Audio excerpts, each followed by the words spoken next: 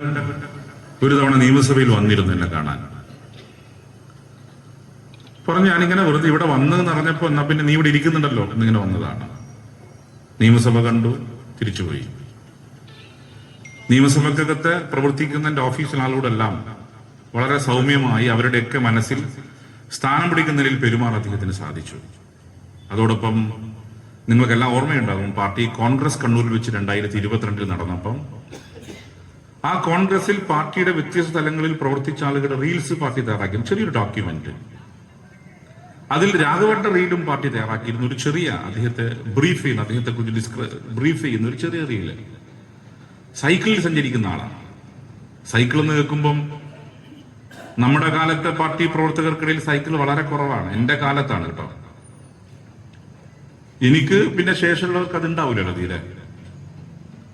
സദാ തന്റെ സൈക്കിളിൽ ജനങ്ങൾക്കിടയിൽ പ്രവർത്തിക്കുന്ന ഒരു സാധാരണക്കാരനായ തൊഴിലാളി പ്രവർത്തകൻ. ഷോപ്പ് ആൻഡ് എസ്റ്റാബ്ലിഷ്മെന്റിന്റെ ജില്ലാ പ്രസിഡന്റായി പ്രവർത്തിച്ചു.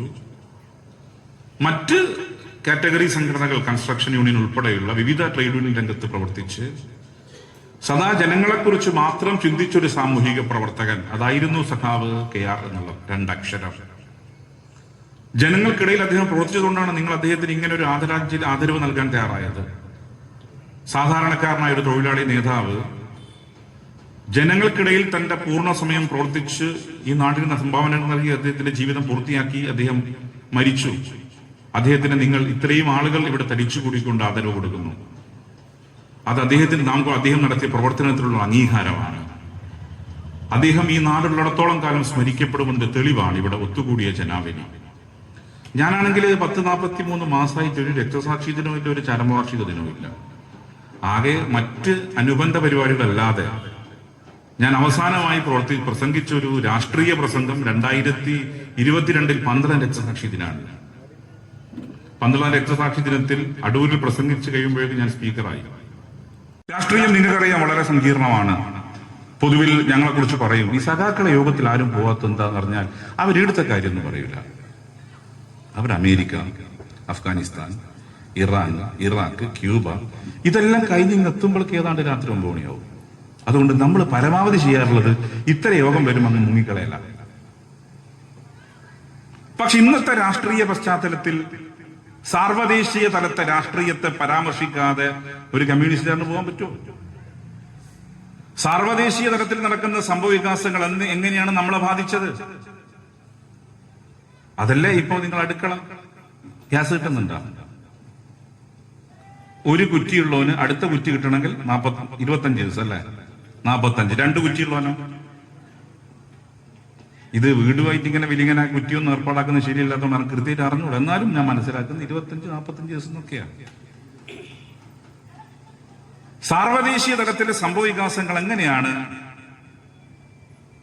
ഈ കണ്ടങ്കാളിയിലെ അടുക്കളയെ ബാധിക്കുന്നൊരു തെളിവാണിത്.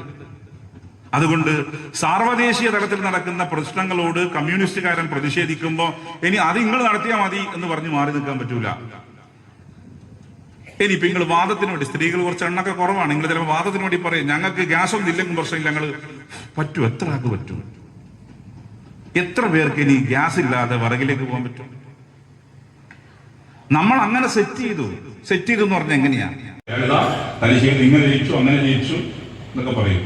ഞാൻ പറയും ജയിച്ച മാത്രം പറയേണ്ട, ഒട്ടും ജയിച്ചിട്ടുണ്ട്. ഞാൻ ആ തെരഞ്ഞെടുപ്പിലെ മോഡി വന്നത് 2014 കഴിഞ്ഞ് 12 വർഷം പിന്നീട് പാർട്ടിയെ പയ്യന്നൂരിലെ ഇടതുപക്ഷ രാഷ്ട്രീയത്തെ അങ്ങ് തകർത്ത് കളയുമെന്ന് പ്രഖ്യാപിച്ച് വെച്ച് വരാൻ വേണ്ടി തുടങ്ങിയിട്ട് കുറച്ചു കാലമായി ഈ പാർട്ടിയോടൊപ്പം ദീർഘകാലം സഞ്ചരിയുണ്ട്.